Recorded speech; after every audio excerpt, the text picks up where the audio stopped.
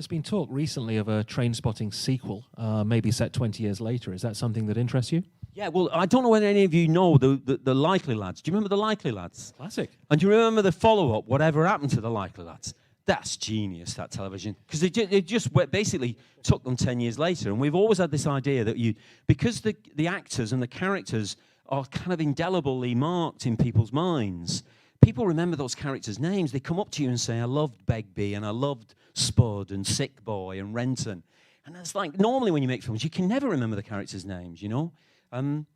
So it's obviously made a mark, you know, and we thought rather than make a quick sequel that would cash in and be a bit disappointing, we'd try and do something with it that was, that had a real reason to go back to it. And it would obviously be that these guys who have pushed their bodies to the absolute limit when you're in your mid-20s, you know, when you can take all those risks, then they hit their 40s. You know, 20 years later, they hit their 40s. And what is it? What have they made of their lives? What's happened to them? It would feel like a really great way for the nation to come back together again and watch these guys at it 20 years later. And the problem has always been, actually, we can't I think we could do it now, but the problem has always been that the actors don't age.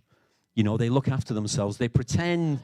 No, they do. They pretend that it's the wild bunch and they're out drinking all night and everything like that. They're not. They're in a spa at the weekends with cucumbers on their eyes, and they look like Dorian Gray. They're timeless. But we will be there waiting for them when they finally crack.